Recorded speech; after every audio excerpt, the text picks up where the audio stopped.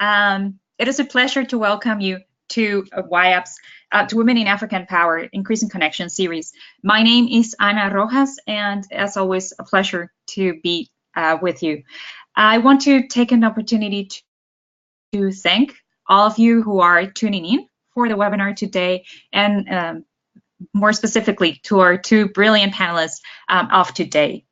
Also, I want to thank Power Africa, which is, as you know, a U.S. government-led partnership coordinated by USAID, who is the sponsor and of Women in African Power. So thanks to them, we are able to bring this series to you. Before we get started with today's webinar, I just want to run you through a few housekeeping matters. So please bear with me for a couple of seconds before we get into the subject of the webinar of today, which is pitching projects and ideas to investors in the energy sector. As you've noticed, participants joining in, you are on mute mode. This is mainly to reduce background noise. It's not at all meant to keep you from interacting with us, quite the opposite. This platform allows you to use a chat function that you can find on your screens towards the right side of your screen, where you can type your comments and questions throughout the whole webinar. So we really want to encourage you to take the best use of this webinar and share your questions and comments with our panelists throughout. My colleague Maria Preble, who's behind the scenes making this all possible, she would be collecting your comments and questions during the webinar and passing them through me so that we can deal with them. And she may also be sharing with you different documents throughout the webinar, as well as collecting, supporting you if you're having some kind of connectivity issues. And of course, there are handouts that are going to be available not only through the webinar of today, but also afterwards. And the one question everyone always poses is, are we going to be able to get a recording of this webinar? And the answer is yes. We will be uploading this webinar to the internet a few hours after it happens, and you would all receive a notification when it is available. It would also be accompanied by copies of the presentations you're going to be seeing today, and some additional resources to support you if and when you want to dive a little bit further into designing your own pitches and strategies. So let me, with that, just briefly remind ourselves about Women in African Power and the network that it is, in which the network has grown since in the past couple of years. Now, the network is able to reach out to more than 700 members in over 20 countries in Africa, which is something that, I mean, the coordination is very proud of. And this would not be possible without your support, and also without the recognition about the diversity of the women who are working in this sector, from women in academia to women in finance, in technical areas, working with ministries, banks, etc. And so we're very thankful for having you as members. And if you have not joined the network yet, we would like to encourage you to please reach out to Denise Mortimer so that she can bring you in to the network. Very briefly, today's agenda is this welcome and introduction session, and then it would be followed by two presentations, one by Habiba Ali, who is the CEO of Sosai Renewable Energies Company, and then by Bowale Odumade, who works at AVP Investment in the Africa Finance Corporation. After they've done their short presentations about themselves, we will be following with round first an interview in which I will post questions to our speakers, and then we will open the conversation a little bit further to gather your questions and comments. So please do send them in advance. And just so that we are all starting from a from the same basis of today, a little reminder of what we understand by a pitch, which is the way that you are presenting basically an idea for investors or to customers. And it has, you reach out to your audience as the purpose of attracting resources and support, either or to sell a product or to facilitate a partnership or accomplish a goal. And as you've seen, more information can be found in the pre-webinar resource package that was produced. And after this webinar, you will be receiving a second package of information with a series of exercises that you will be able to use. So now, without further ado, I would like to move into the first round of the second part of the webinar, which is the round of conversations. And I want to invite Ms. Habiba Ali to take over the screen and the conversation. And while we do that, just perhaps a little note on the fact that Habiba is just a powerhouse woman working on renewable and house-based solutions, an award-winning social entrepreneur. And so, Habiba, we're very much looking forward to hearing your story and learning from you.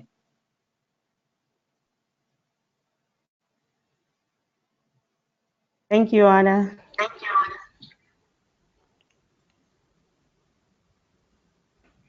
Hello. Can you hear Yes, me? Habiba. Yes, we can. The floor is yours. Can you see my screen? Yes, we can.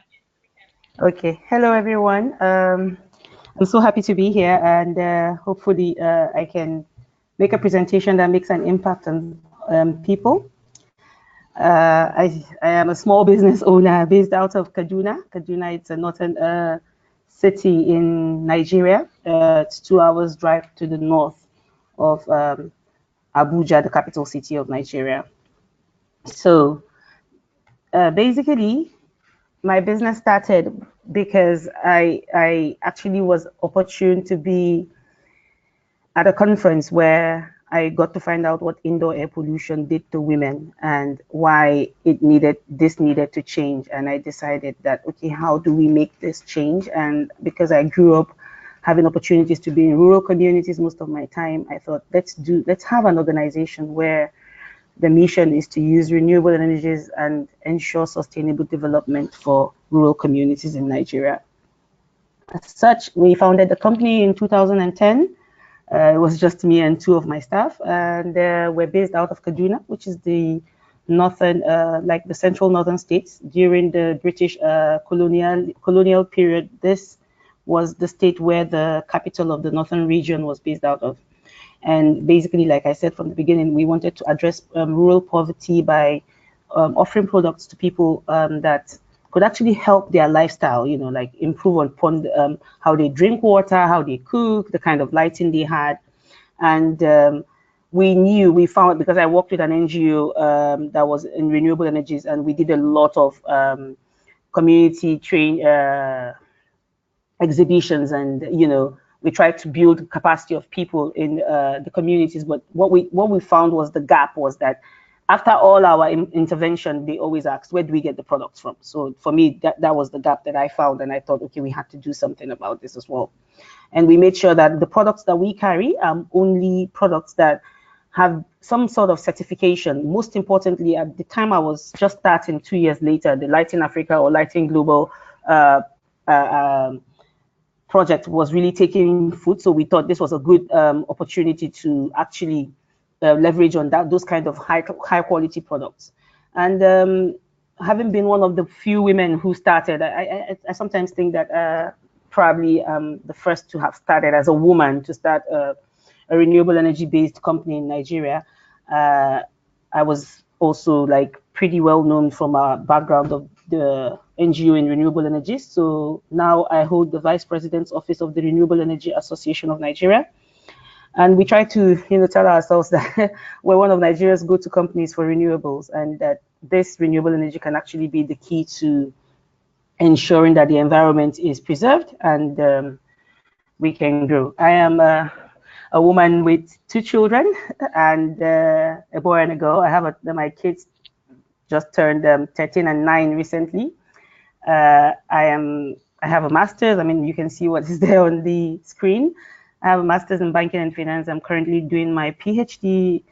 I've done a lot of trainings on energy and environment, women in gender and energy. We've had the opportunity to do incubators sponsored by IRENA and ECRI. Gone for a couple of trainings, been a fellow of Vital Voices. We've had projects that have been supported by the United Nations Framework Convention on Climate Change, United States Africa Development Fund, and so many other ones. Solar Nigeria program, which is a DFID project. And I've been lucky because of our affiliation with the US government. I mean, some of the US projects we've done. The ambassador has actually visited us in the office, as you can see from the picture below. So basically, for me, pitching is, I wouldn't say it comes easy because it depends on the audience that I'm pitching to, but it's all about who are you pitching to, what background information have you done about them, how do you understand, I mean, what do they want to hear, and what kind of relationship did you have with them? Because sometimes you can actually leverage on having known them before and use that to that makes the kind of softness that they will have towards listening to you. And sometimes it's not about them knowing you, it's about the courage and the kind of way you also do present yourself to them. So I think I'll stop here. It's about me for now. And yeah. Hello, Anna? Yes, thank you. I was unmuting myself. Thank you, Habiba. It's nice to see your presentation and also to realize, how many awards, but also how easy pitching seems to come to you. So we'll get into that on the round of interviews. Okay. Expect a question on how or why this is the case. And now I will be coming, I would like to invite our second speaker, Bowale Odumada, to take the floor or the screen. In this case, just a couple of ideas when I think about Bowale, and it is not only how impressive her career is, but also particularly interesting to the conversation of today, is that Bowale, you are at the other side of the pitches, in the sense that you normally get also to hear them. So I'm very sure you have a lot to share with us in terms of how to react and how to be strategic about what we say and when we say it. So Bowale, the floor is yours. Thanks, Anna, and thanks to Power Africa for this opportunity. So I would start with the beginning of, my career. I got a degree in Management Information Systems at the University of Minnesota. I decided after that I wanted to go into a career in consulting because I like the idea of helping companies solve strategic and operational problems. So I started a career with Accenture, which is a global management consulting firm in the US, actually in Virginia, the DC area. Worked there for about 3 years and then felt that I wanted to come back to Nigeria, where I hadn't worked as an adult, and sort of experience what it was like to live and work in Nigeria as an adult. So I sought the opportunity to come back to Nigeria with Accenture and spent about 2 years with the Accenture office in Lagos, Nigeria. And that was really my first exposure to the energy sector. After about 5 years in consulting, I then decided I wanted to get an MBA. And so I went back to the US, got an MBA with a focus on finance and international business. After my MBA, I worked at GE Capital, Energy Financial Services, for just about a year in the portfolio management group, where I essentially managed a global portfolio of power and renewable energy investments. Did that for just about a year, and then sort of saw the opportunity to come back home to Nigeria again, which is where I felt my passion and my calling really was. So in 2010, I joined the Africa Finance Corporation, AFC, which is an African DFI that focuses on investing in 5 core sectors in the power and infrastructure space, of which power is a key sector for the organization. So within the AFC, I worked in a number of functions. My first function was within the origination space, and so that was basically where I was responsible for helping the organization to build its pipeline of origination of projects from both an advisory and an investment perspective. So while we were doing that, I think a concept had already been established even before I came to the organization that, there are actually not a lot of bankable infrastructure projects in Africa. There's actually more money than there are bankable projects to invest in. And so the organization was in the process of establishing a project development facility whereby we would actually take some early stage risk capital and put it into projects at the very early stages where most organizations may not be interested in, and actually help the projects to become bankable. And so I basically ran with that, and I helped to establish the Project Development Fund and became the first fund manager. After a few years in that, I've then moved to the investment and portfolio management functions, where I am responsible for basically underwriting the investment. So that involves some investment appraisal, due diligence, valuation, structuring, and documentation, basically everything that's required to make the final investments. And then at the portfolio management phase, you're essentially managing the investments until you as the investor have gotten your returns and you've completely exited. And that's where you see some of the challenges during the operational phases of the project. And so my experience really is quite diverse from original perspective in that I've worked on in many countries across Africa. I've had exposure to thermal projects and renewable projects. Most of the projects I've worked on are essentially independent power projects where we're selling power to the grid. And so they're larger scale projects, but I'm obviously, I believe that these projects, the experiences on these projects can transfer to other projects that may not fall in this space. And so I look forward to the discussion. Thank you, Bowale. It's really impressive to see how much ground you've covered in your career and how many continents with it. So Maria, if you could pass me the power to show the screen, thank you. Because I would like for us then to move into a little bit more of an interview / conversation among the three of us before we open the floor for other questions. And I just want to throw in a question from both of you, knowing that today's topic of discussion is about pitching ideas. And Habiba, you had started on the topic while on your presentation, so maybe I'll start with you. I would like to hear, what is your professional approach to pitching ideas and projects? How do you prepare yourself, and how do you even get started with the process of delivering a pitch? Okay, so most times, thank you so much again, Anna. And most times when we get to have the opportunity to pitch, or we've been invited to pitch, I always make sure that leading up to the pitch, I try to understand what kind of organization am I going to meet? Who are they? What do they really want? What do I want from them? And I used to have a mentor who said, for any meeting you're going to, you need to have a list of give-get. What are you giving them? What are you going to get from them? So it's not always about, oh, I'm going to see investors and I need money. It's always about the soft skill of, okay, what else? What do they get from the whole conversation? So if you have that at the back of your mind, and it allows you, if the meeting allows you to prepare a presentation, then it's always good to have that, and you prepare a presentation that makes the people listening to you understand that this is what you're going to get for if you have to, come into a partnership with me or invest into my business. So you get that very nice, concise presentation. You don't want to bore your listeners.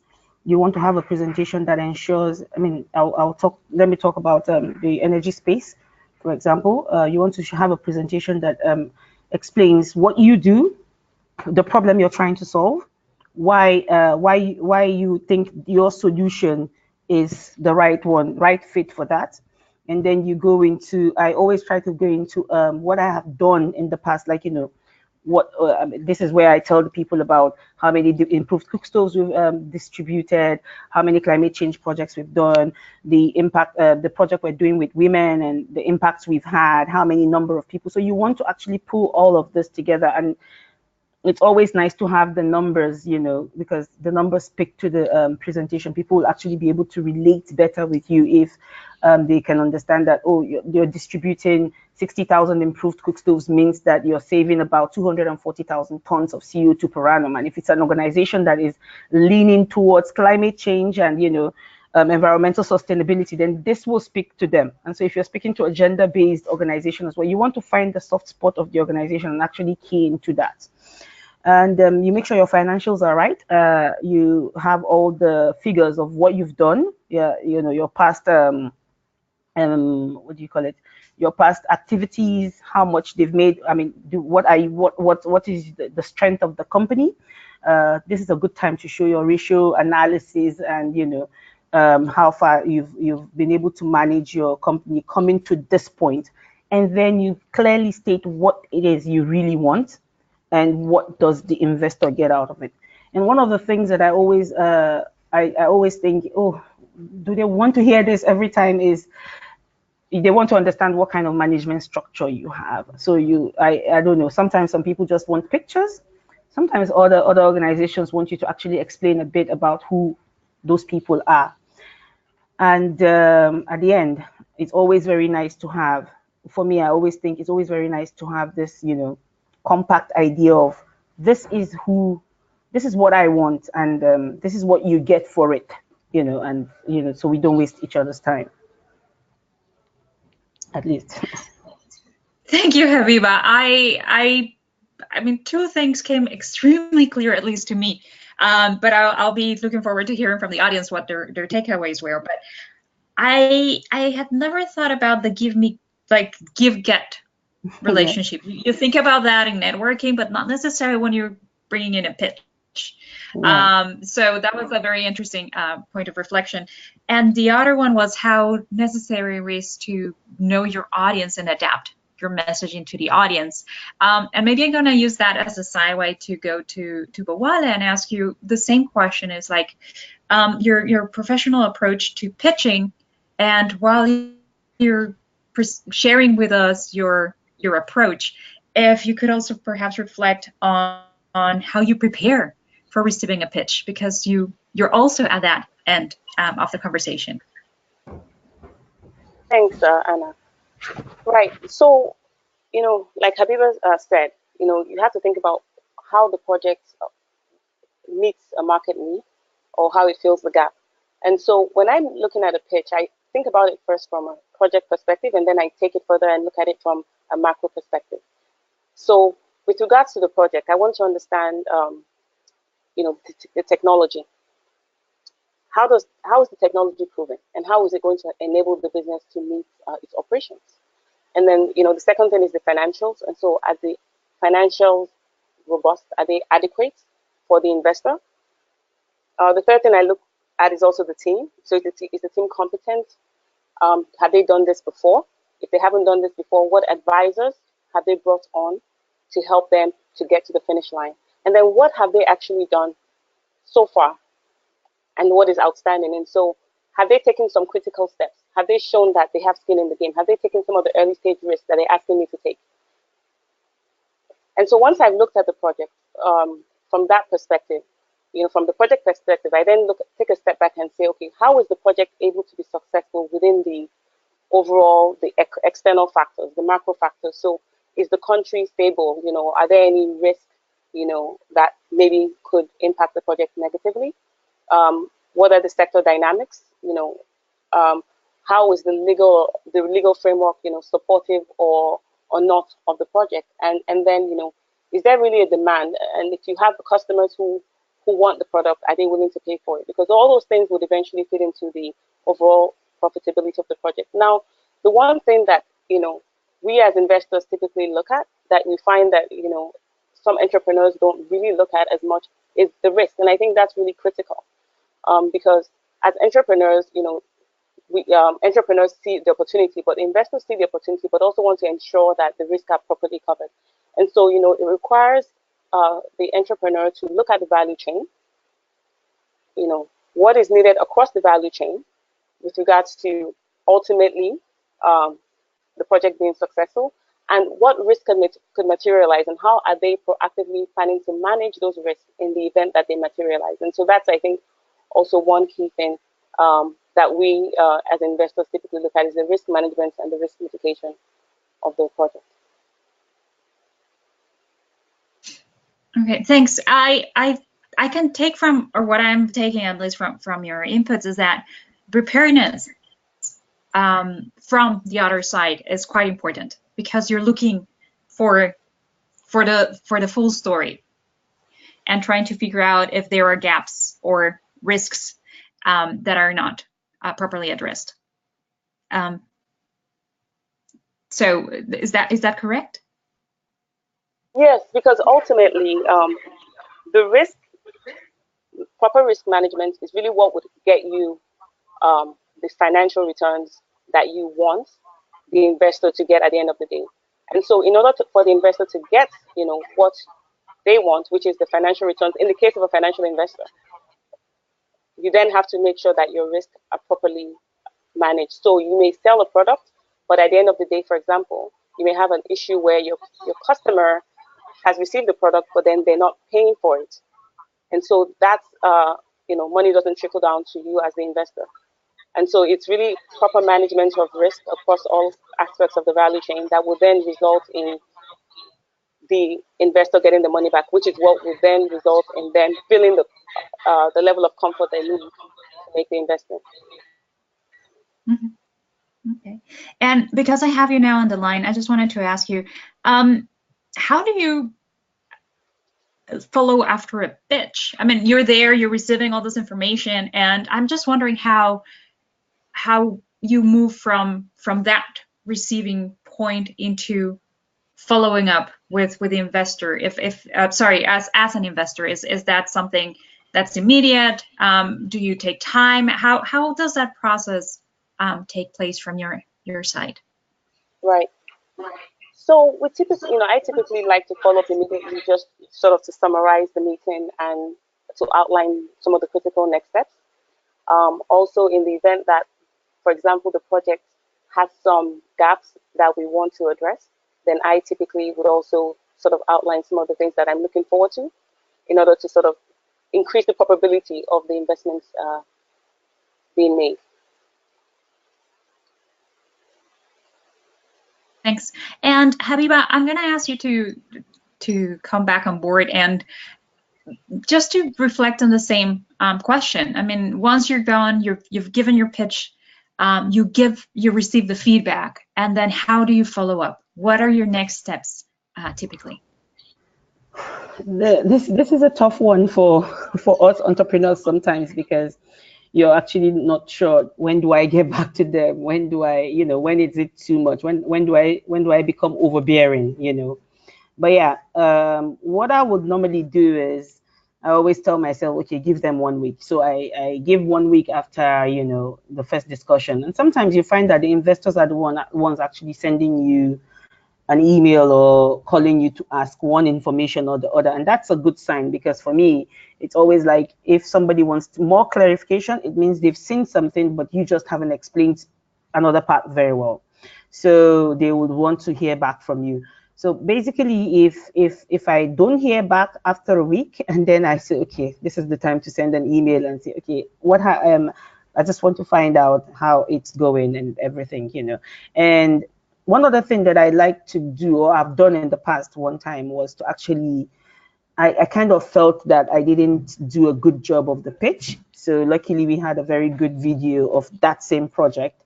And after that 1 week, what I did was just like send a hello letter and just, you know, and would you like to look at this link about what we've done in the past, you know, something like that. And that was really very, very helpful, because I think somebody looked at the video, and it was a short 2-minute video, and they followed up immediately, and, oh, you did that? Okay, let's continue the conversation, and, you know, that's clinched the deal for us.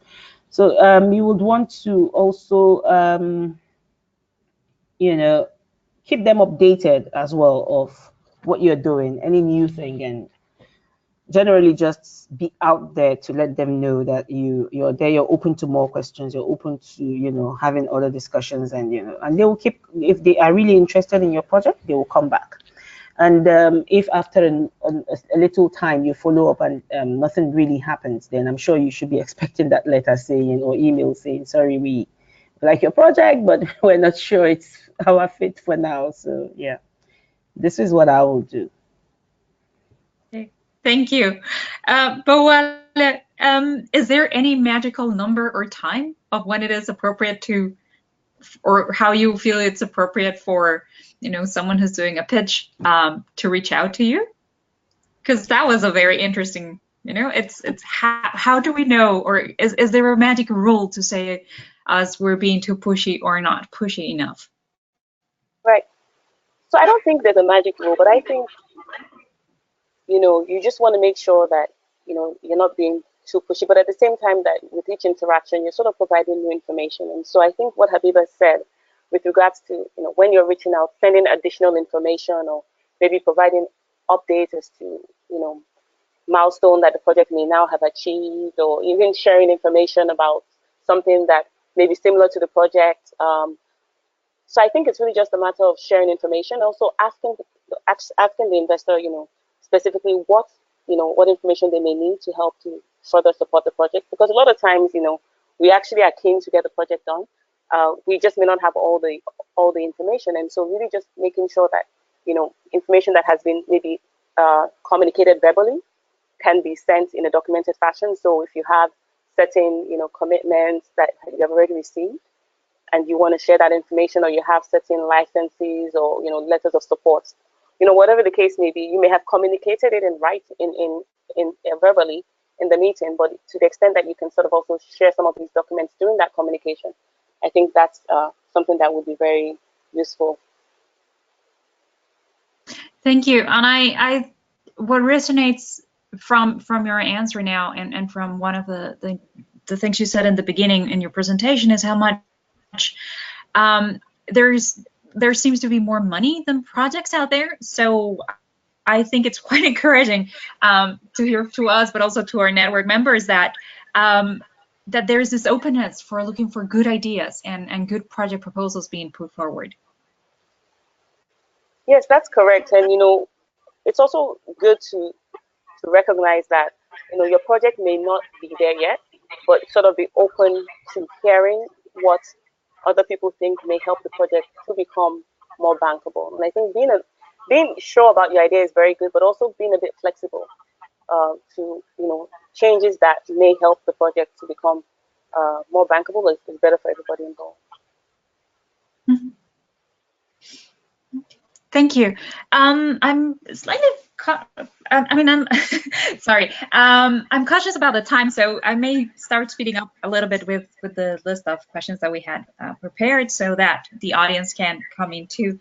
Habiba, I wanted to ask you a question related to networks, and how right now social media and networking platforms are increasingly, you know, getting importance, are increasingly important in our lives. And I wonder how, or if you use this for your own pitches.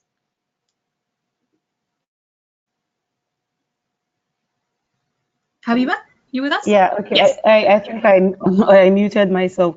Okay, so yeah, social media and a lot of, I mean, the whole internet media hype is really also a good place where you can subconsciously pitch, you know, not, you know, basically it's beginning to become like common knowledge that when you go meet investors, one of the things they will do is actually look up your profile. People want to see really who is that person behind the one that is, you know, on this document, or who just finished speaking to us. What have you put out there about yourself? What have people put out there about you? What is there about you that, you know, nobody else, they can't see in the documents that you've sent out? So luckily for me, while I was at the Global Ambassadors Program, we had a special session on communications, and that was where I learned that it is very important to have a certain kind of profile already on the internet about yourself. And you want to be able to push, not just, it's not about your business now, because really when investors invest in your business, they're not investing in the business, they're investing in you as a person. Because if you have a flaw, if there's something about you that makes that puts a dent in the idea of integrity, even if every other document seems fine, they will not want to invest, because it's all about, it's you that's going to carry it. So one of the things that most of us, what I mean, soft issues that most of us ignore is who is out there, who is the person that people are seeing, because people can actually invest in you, not in the business, because they see that you are a strong character, and that what you stand for, the passion that you carry, is actually there for the business to grow.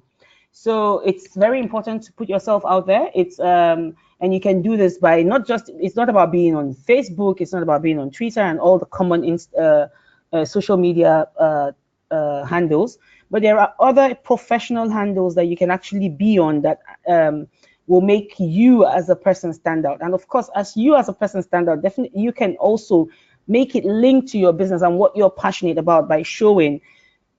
For example, I would go to communities and do a small video, even if it's just with my phone, of a 30-second video of maybe one of my beneficiaries enjoying their product, or seeing children running around in the field, just always talking about what I do, or just speak with somebody and just type something on my phone. And when I get back to the city where there's internet, I can go to there are several kinds of other platforms that you can share this kind of information that it's very interesting to people. LinkedIn is a very good one, but there's something like Shared Values. Shared Values, what's the name again? I'm losing the full name here. There's also other, Micro Mentor, other platforms. I'm forgetting all the names now, and I'll bring them back up when I remember.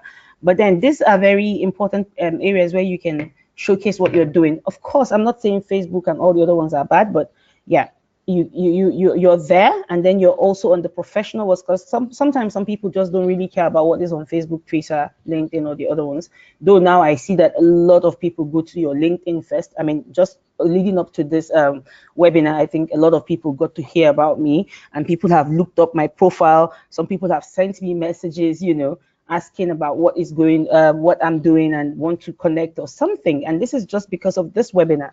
So I'm sure other people have also looked up, maybe just Googled your name and your company name. And so basically what I'm saying is, by your putting out there what you do and how you do it, and stating what your unconsciously somehow stating what your needs are, then you're using social media to network and share what you do. So there are specific websites that you can work with. I'll think it up and share in a bit, maybe in the chat box, and people can look at them. And people can get to know what you're doing, how you're doing it, and people will even reach out to you. Yeah. Thank you. And Bawale, I wonder if you want to also reflect a little bit on how social media, but also networking, plays a role, either when you yourself are pitching ideas to investors within your, within your institution, but also how people are using it to pitch ideas to you. Okay, right. So, I mean, for me personally, the social media tools I tend to use more really LinkedIn and Twitter to probably less extent. And so it's a good platform for me because, besides the fact, even though we're investors, I work for an investment organization, I also proactively sort of look out for opportunities to invest, right? Because we're about 11 years old now. So, and I've been with the company for about 8 years. And so in the earlier days, people were not as familiar with the organization. And so you have to proactively go out there and pitch to people and tell them about the organization and tell them about the products or services that you could offer as a financial institution. And so I use LinkedIn basically to see what people are doing, and I reach out to people if needed. Twitter as well, I follow maybe organizations that do similar work, or where we could partner together, or companies that we may potentially be interested in financing. And so those are two platforms that I use. I'm not, as huge in the social media space as some others, but I definitely find those two to be very useful. Now, when it comes to actually scheduling meetings to pitch the idea, I think two tools, technology tools that are useful are, Zoom and Skype, because you can then have, a meeting, via the internet, but also, whereby you can see the other party and you can also even share the presentations. And so those are two tools that I have also found to be very useful for the actual meetings. Okay, thank you. And indeed, I mean, having the opportunity to see each other face to face it changes the whole of the conversation. And I mean, I'm sorry we've not been able to do that on our webinars. It has to do with the bandwidth, but at least we're happy to be able to be looking at your photos. And I do hope everyone's having a feeling that this is more, a personal conversation and of an interaction. And by the type of questions that I'm getting in, I think that is the case. And I wanted to ask Habib, I want to go back to you and ask you a question about personal development. And I wonder, I mean, I know you are very experienced. It's not about the presentation also only that you did, it's just listening to you. But is there anything that you would like to improve in terms of pitching aspects and how you go about it?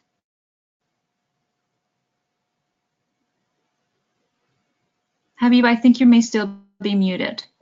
Okay, yeah, okay. I keep muting myself and you mute me on the other side. Okay, so one of the things that I think I can improve upon, I mean, in pitching is the document leading to the idea of a pitch. The pitch as itself, I mean, whether it's a physical pitch, which is like maybe a PowerPoint presentation, or you're just picking it, for me is really not a big problem. I mean, preparing a short 5 slides presentation with the key points is where I think I still need to improve upon. And I think everybody has their strengths, is the document that follows when you have to send it to the investors, where they want to know more, where they want to really dig deep. That's 22-page to 25-page document called the business plan. And for me, I'm more of a speaking person than a writing person, and this is where I struggle a bit. But I've also found that, I mean, you don't have to be the one doing everything. You can get professionals to do this for you, but of course, professionals also come at a price. And so if I had to sit back and say, okay, what is my problem with working on a pitch? It would be, after the pitch, what next? What do they want to see? I'm sure, okay, yeah, my financials, that's okay. That's not me. It's what I'm sharing that's already happened with the company. But that document where you have, especially I always go like, oh God, the market analysis. It's like a whole research for me. Yeah, so this is one thing that I struggle with. And I think, I don't know about others, but yeah, if I could improve, and I would really like to improve upon that. Okay, well, thank you for your honesty. And yeah, what can I say? I just recently was part of an initiative and for empowering women, and they were working on their business plans. And what you were mentioning just now about the market analysis and the financial bits of that follow-up seems to be challenging for a lot of us. But I wanted to ask you a different question, though, about personal growth. And from your experience as and your work as an investor, what have you learned when it comes to pitches? What it is there something that you've learned, but also that you think would be interesting for us to hear and learn from when we're preparing our pitches?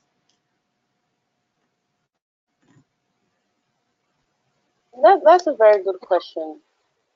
I think it's really looking at the holistic picture and not looking at any one area of the project in isolation.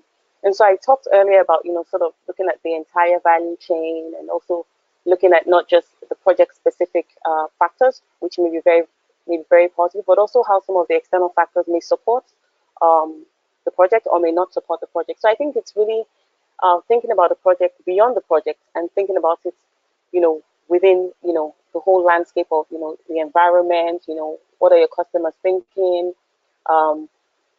What are the factors in the country, that may support your project? What is going on within the sector? How may some legal or regulatory changes, how may that affect the project? And so it really, depending on the nature of the project, to be honest, I'm looking at it from the kind of projects I work on, but I suspect that it may apply to other sort of projects. So I think it's really just more sort of always understanding what is going on around you beyond your project and how these factors may negatively or positively affect your project, and always have a plan in place for what you would do as a company in the event that any of these risks do materialize.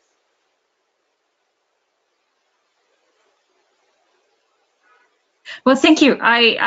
It's really interesting to hear your perspective, and I mean, we're also, and I haven't been saying this to you, but we're also getting not only questions to the two of you, but also a lot of very positive feedback in terms of how the information and the experience that you're sharing is being received by our audience. So we're very happy, and our participants seem to be also very happy with your thoughts and also with your honesty on how you position yourself and how you're growing and experiencing the particular topic of today, which is pitches to investors. I do want to ask the two of you a very interesting question that I just saw.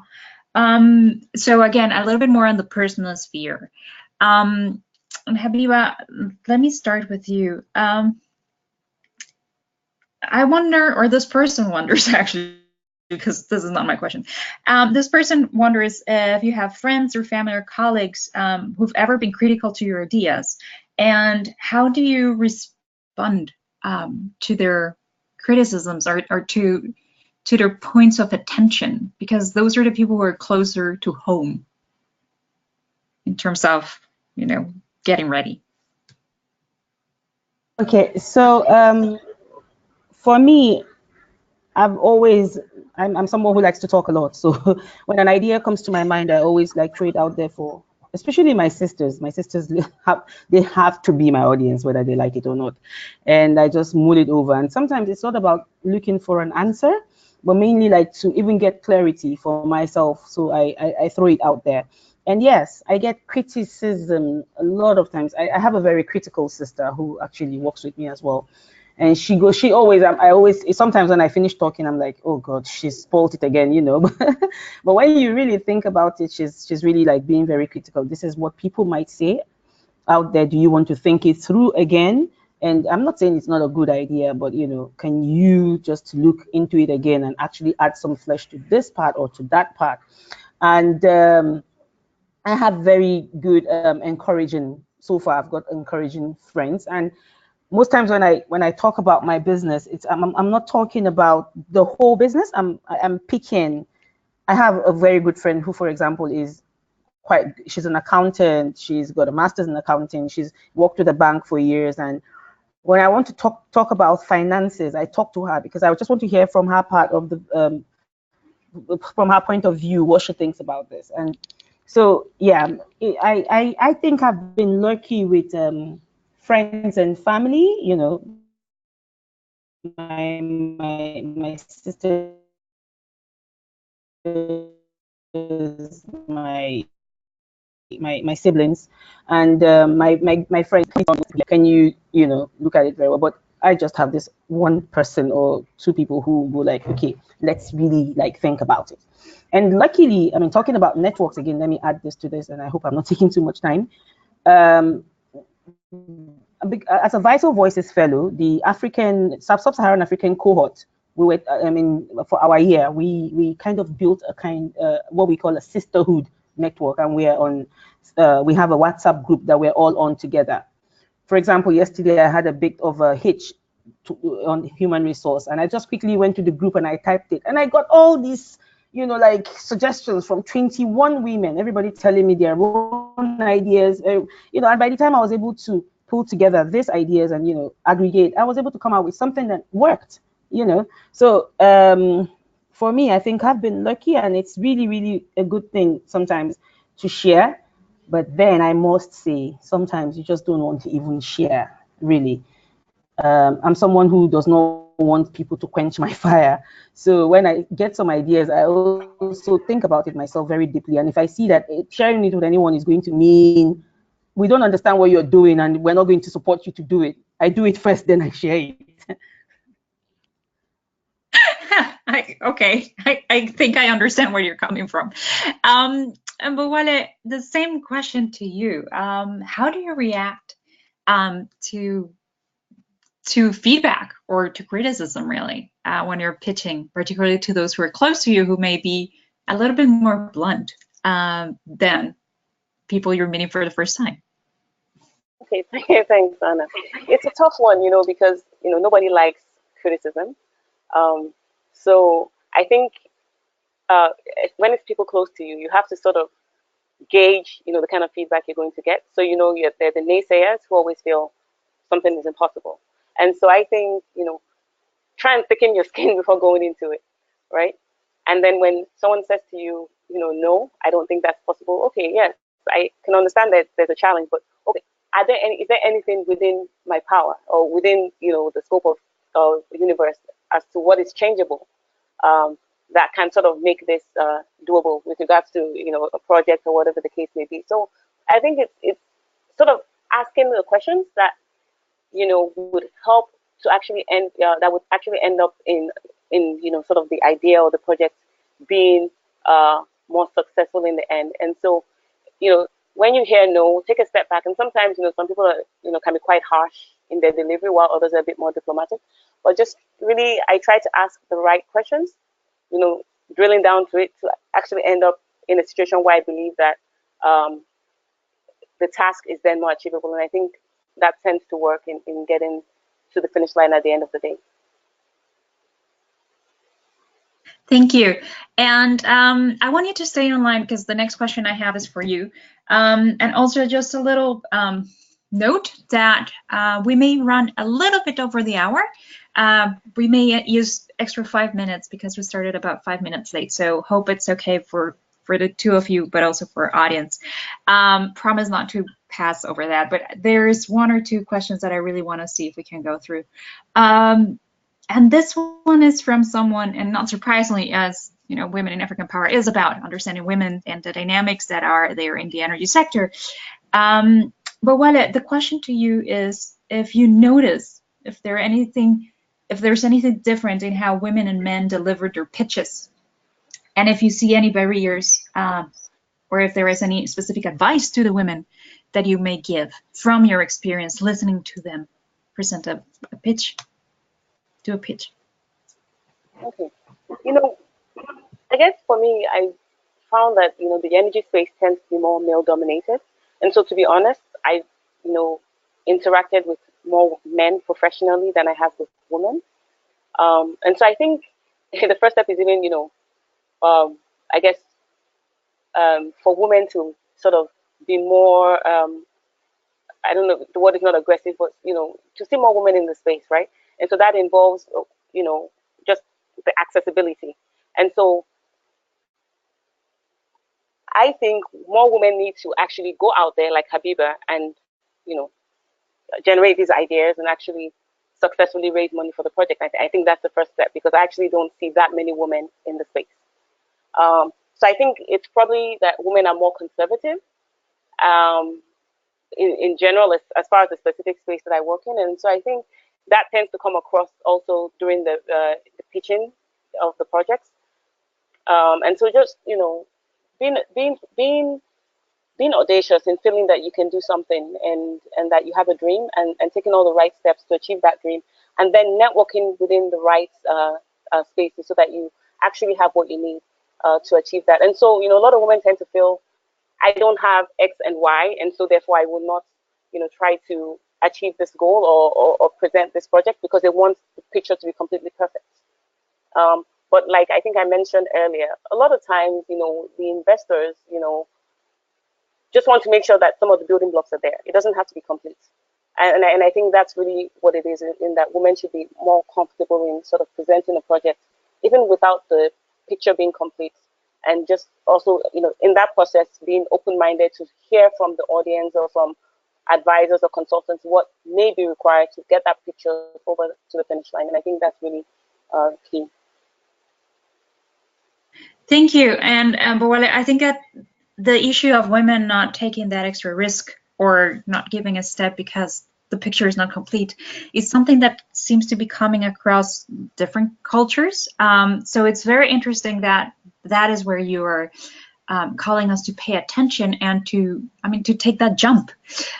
So I think I'm going to use that to jump now to Habiba, who, as you mentioned, is the woman who's taken the jump and is out there doing the pitches. And Habiba, have you from your, you're there. It is the energy sector is male dominated. It is. For generations there have been more men than women. But how do you experience that?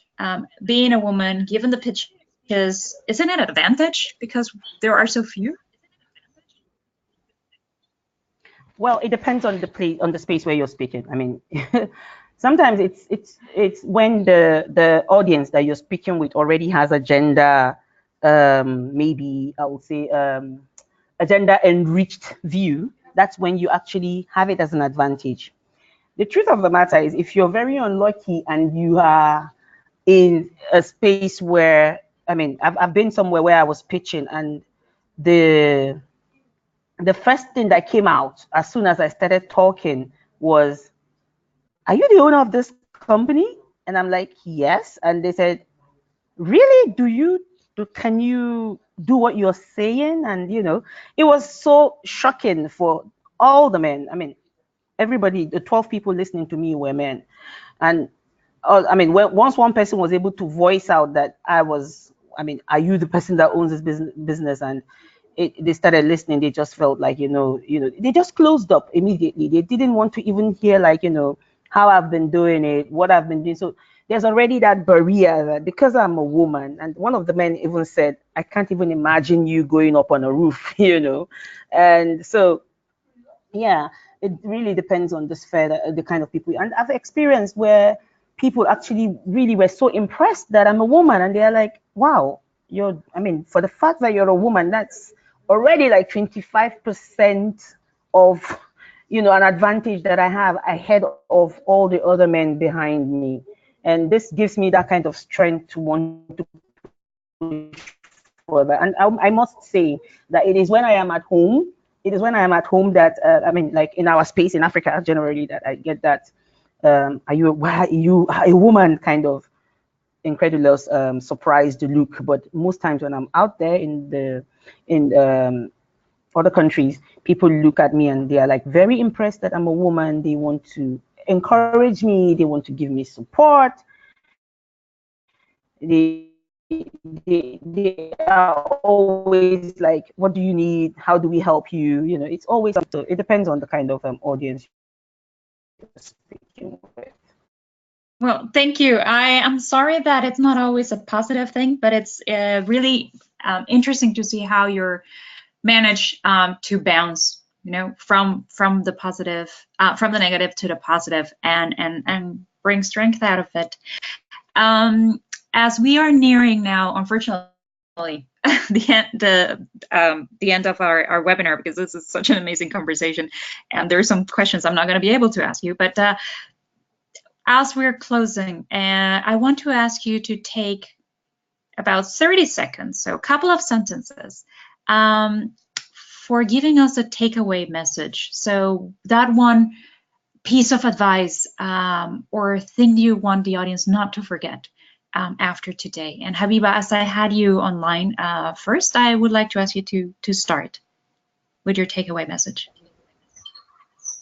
Okay, so I think what I would like to share as a takeaway message is, like Boale was saying, a lot of times women have actually the huge capacity to be able to do this, but we always take a step back. I'm someone who has done it in the past. Sometimes I look at the list of whoever was invited and I'm like, "Oh, they're all men, I'm not going." I immediately just panic. Or I look at the list and I'm like, "Oh, the company like this one is there, that company is there, this one is there. Oh no, I'm not going to try." So I think it's high time we started. I'm also trying to still win this weakness over, and it's high time we started looking at it and saying, what can I really give? What is there for me to present? And let me even give it out. And if they don't like it, they can help me fix it or not, you know. And it's only when you even speak that you will actually know, or you present, or you actually talk, or whatever, that you actually know what it is that you fail in and you can improve upon the next time.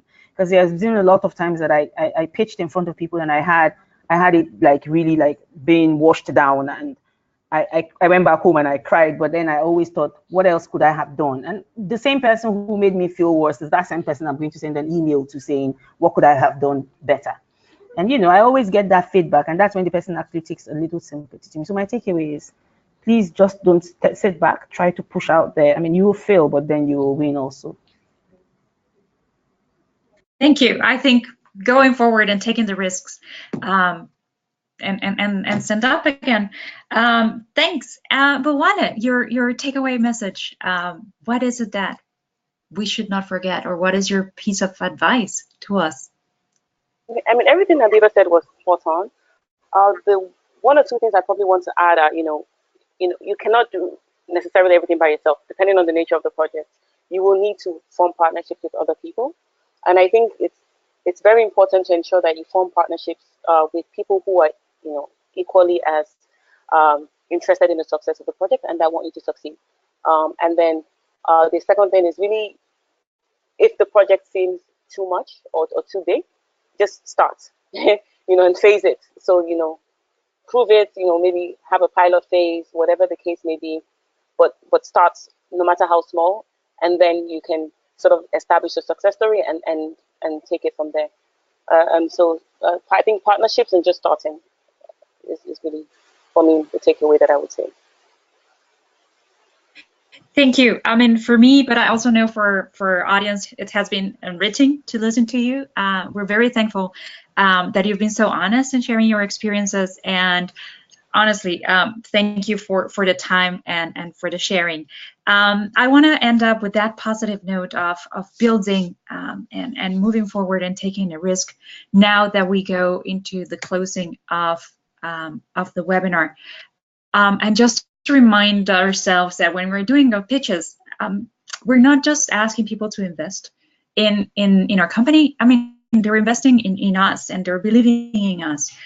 So that part of preparedness and taking the risk and showing that we are confident is important as part of the pitch. And we have heard through the conversation today also a lot of tips on how to increase your confidence, both trying it out, as Wale was saying right now, start piloting, but also perhaps going into our critical siblings or family members, friends network, to also try our ideas and improve the way that we present our projects. So with that, I want to thank you all, our audience, especially our speakers, for being here with us. I do want to thank again Power Africa for the support that they give to the network. If you haven't, do take a look at the resources that have been shared throughout the conversation today. They would also be uploaded to the page where the recording of today's webinar is going to be uploaded. And before we say goodbye, just a reminder that you have the opportunity to participate on with a professional career coach on a series of sessions to help you improve your pitching skills and help you with your career development. So if you have not done that, do reach out to us. In the invitation, there was a link so that you can go and ask to be part of this coaching session. We only have 10 spots, so it is limited. Do come, and we do hope that you can benefit from this opportunity. Having said that, again, my name is Ana Rojas. It's been a pleasure to be today with you, and I wish you a pleasant rest of the day. Thank you very much. Bye. Thank you, everyone. Bye.